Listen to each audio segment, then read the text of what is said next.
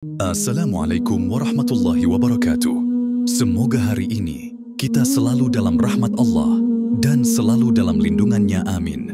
Muhammad Shallallahu Alaihi Wasallam wafat pada hari Senin pagi, tanggal 12 Rabiul Awal, tahun 11 Hijriah atau 633 Masehi. Beliau wafat pada usia 63 tahun lebih 4 hari. Isyarat dekatnya ajal Rasulullah dimulai ketika beliau beriktikaf selama 20 hari di bulan Ramadan tahun 10 Hijriah. Malaikat Jibril mengulang Al-Quran hingga 2 kali dalam tahun itu bersama Rasulullah. Kemudian di Padang Arafah saat haji wada Rasulullah bersabda, "Aku tidak tahu pasti, barangkali setelah tahunku ini, aku tidak akan bertemu lagi dengan kalian di tempat wukuf ini untuk selamanya."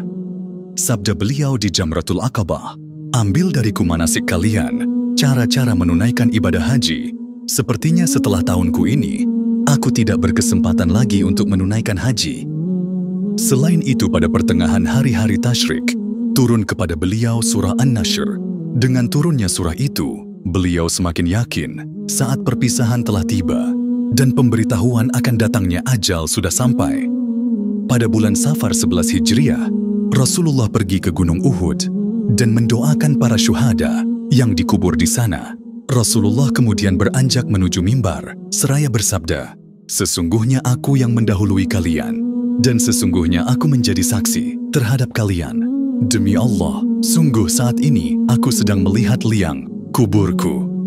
Padaku telah diserahkan kunci-kunci perbendaharaan bumi atau kunci-kunci bumi. Dan demi Allah, aku tidak mengkhawatirkan kalian akan musyrik setelahku. Akan tetapi, yang kutakutkan, kalian akan berlomba-lomba mendapatkan kunci-kunci itu." Hadis riwayat Al-Bukhari dan Muslim. Di lain malam, Rasulullah keluar menuju Baqi', lalu meminta ampunan untuk mereka yang dikebumikan di sana, seraya bersabda, "Assalamualaikum, wahai para penghuni kubur. Rasakanlah kemudahan keadaan yang sedang kalian alami dibanding keadaan yang sedang terjadi pada orang-orang yang masih hidup. Fitnah-fitnah telah datang, seumpama potongan-potongan malam gelap gulita, yang ujung sepotongnya mengikuti awal potongan lainnya. Hari akhirat lebih berat daripada dunia." Pada akhir perkataannya, Rasulullah menyampaikan kabar gembira kepada mereka dengan mengucapkan, "Sesungguhnya kami akan menyusul kalian semua." Rasulullah Shallallahu Alaihi Wasallam jatuh sakit.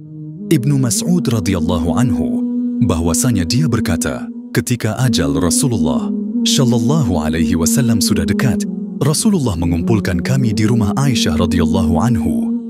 Kemudian Rasulullah memandang kami sambil berlinangan air matanya, lalu bersabda, "Marhaban bikum, semoga Allah memanjangkan umur kamu semua.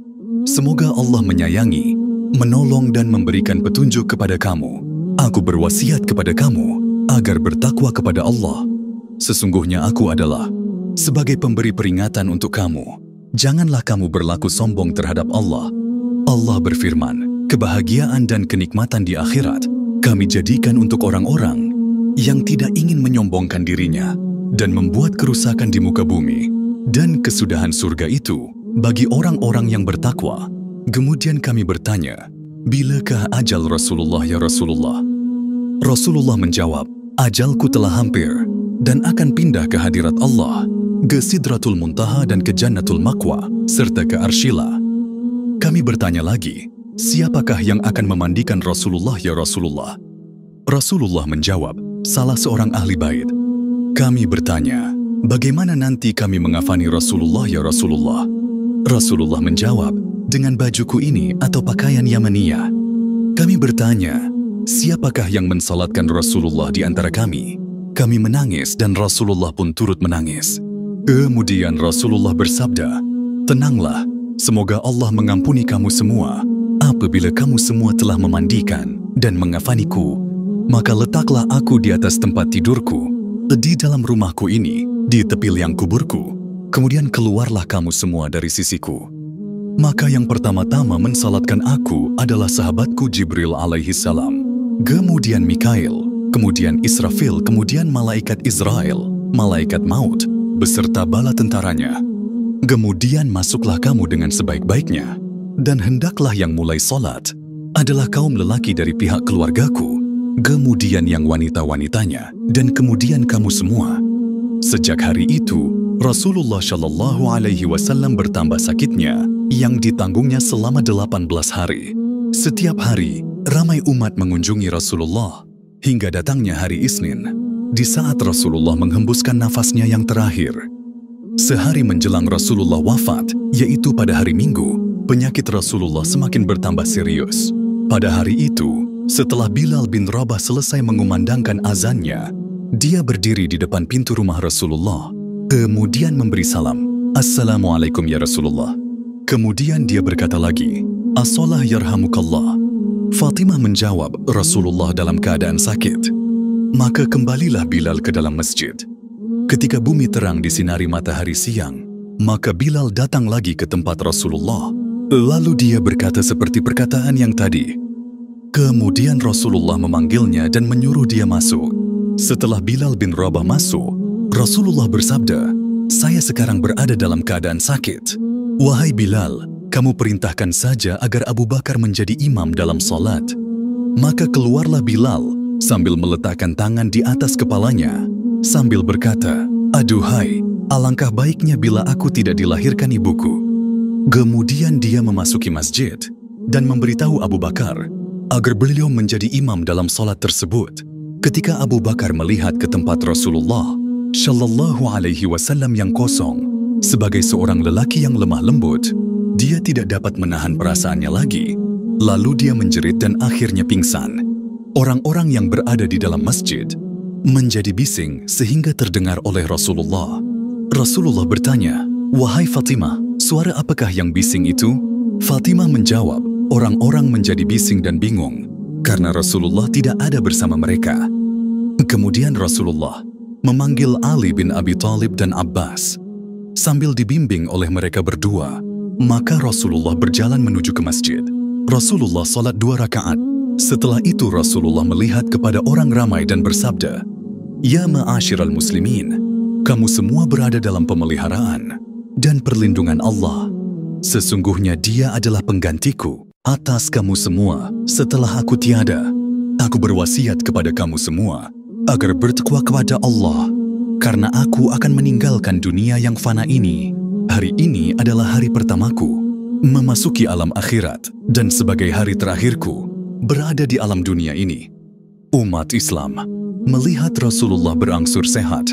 Panglima Usama bin Zaid mohon diri pada Rasulullah, pergi berangkat melaksanakan tugas yang diberikan Rasulullah kepadanya. Setelah Nabi mengizinkan, berangkatlah Usama ke Jusuf, tempat tentara Islam berkemah. Dan sampailah Usamah di Jusuf. Ketika asyik menyiapkan dan mengatur siasat perang, tiba-tiba datanglah utusan dari Madinah membawa kabar duka wafatnya Rasulullah Shallallahu Alaihi Wasallam. Mendengar kabar itu, Usamah menjadi bingung. Ia tak yakin akan wafatnya Nabi karena tadi subuh ia dan para sahabat lainnya menyaksikan sendiri kesehatan Nabi yang semakin membaik. Dan beberapa jam kemudian, seorang utusan menyampaikan bahwa Nabi telah tiada. Tanpa berlama-lama, Usamah dan seluruh pasukan kembali ke Madinah, menemui untuk yang terakhir kali kekasih tercinta, yang tak akan mereka temui lagi selama-lamanya.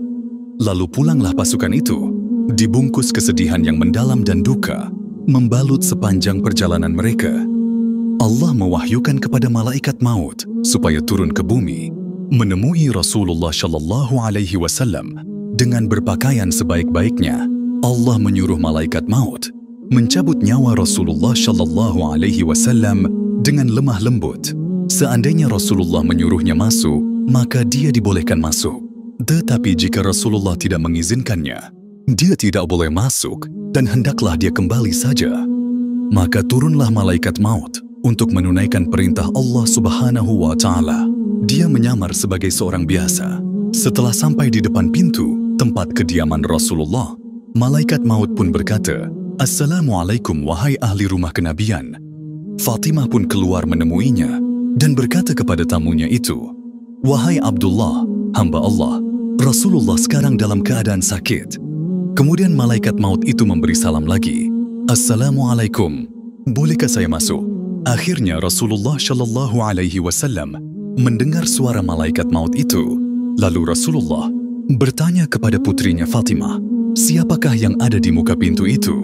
Fatimah menjawab, "Seorang lelaki memanggil Rasulullah. Saya katakan kepadanya bahwa Rasulullah dalam keadaan sakit." Kemudian dia memanggil sekali lagi dengan suara yang menggetarkan sukma.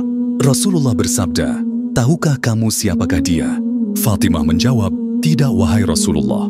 Lalu Rasulullah menjelaskan, "Wahai Fatimah, dia adalah pengusir kelezatan, pemutus keinginan, pemisah jamaah, dan yang meramaikan kubur."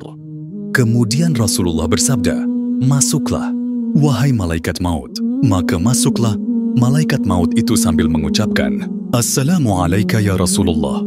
Rasulullah Shallallahu Alaihi Wasallam pun menjawab, "Waalaikumsalam ya malaikat maut, engkau datang untuk berziarah atau untuk mencabut nyawaku?" Malaikat maut menjawab, "Saya datang untuk ziarah sekaligus mencabut nyawa. Jika Tuhan izinkan akan saya lakukan, jika tidak saya akan pulang." Rasulullah bertanya, "Wahai malaikat maut, di mana engkau tinggalkan Jibril?" Jawab malaikat maut, "Saya tinggalkan dia di langit dunia."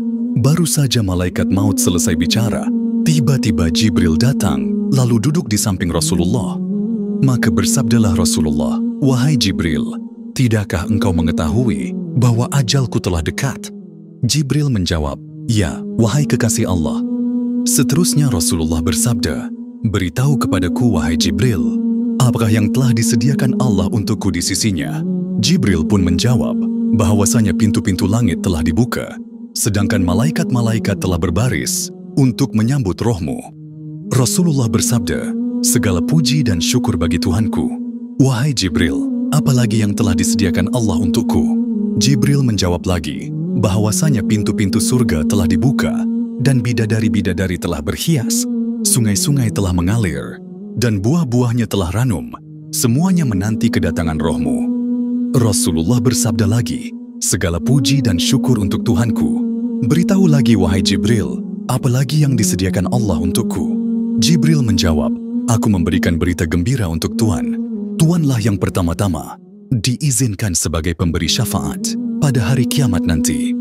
Kemudian Rasulullah bersabda, "Segala puji dan syukur aku panjatkan untuk Tuhanku. Wahai Jibril, beritahu kepadaku lagi tentang kabar yang menggembirakan aku." Jibril bertanya, "Wahai kekasih Allah, apa sebenarnya yang ingin Tuhan tanyakan?" Rasulullah menjawab, "Tentang kegelisahanku. Apakah yang akan diperoleh oleh orang-orang yang membaca Al-Quran sesudahku? Apakah yang akan diperoleh orang-orang yang berpuasa pada bulan Ramadan sesudahku? Apakah yang akan diperoleh orang-orang yang berziarah ke Baitul Haram sesudahku?" Jibril menjawab, "Saya membawa kabar gembira untuk Rasulullah. Sesungguhnya Allah telah berfirman, Aku telah mengharamkan surga bagi semua nabi dan umat sampai engkau dan umatmu memasukinya terlebih dahulu." Maka berkatalah Rasulullah, "Sekarang tenanglah hati dan perasaanku. Wahai malaikat maut, dekatlah kepadaku." Lalu malaikat maut pun mendekati Rasulullah. Ali bertanya, "Wahai Rasulullah, siapakah yang akan memandikan Rasulullah dan siapakah yang akan mengafaninya?" Rasulullah menjawab, "Adapun yang memandikan aku adalah engkau wahai Ali, sedangkan Ibnu Abbas menyiramkan airnya, dan Jibril akan membawa hanus, minyak wangi, dari dalam surga." Kemudian malaikat maut pun mulai mencabut nyawa Rasulullah.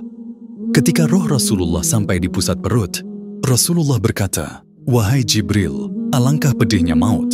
Mendengar ucapan Rasulullah itu, Jibril memalingkan wajahnya. Lalu Rasulullah bertanya, "Wahai Jibril, apakah engkau tidak suka memandang wajahku?" Jibril menjawab, "Wahai kekasih Allah, siapakah yang sanggup melihat muka Rasulullah sedangkan Rasulullah sedang merasakan sakitnya maut?" Akhirnya roh yang mulia itu meninggalkan jasad Rasulullah. Maka wafatlah manusia mulia itu pada usia 63 tahun. Semoga Allah senantiasa mencurahkan salawatnya kepada baginda Nabi Muhammad Shallallahu Alaihi Wasallam, memuliakannya dan mengagungkannya. Subscribe yang suka kisah ini. Semoga Allah masukkan kita semua ke dalam surganya, amin.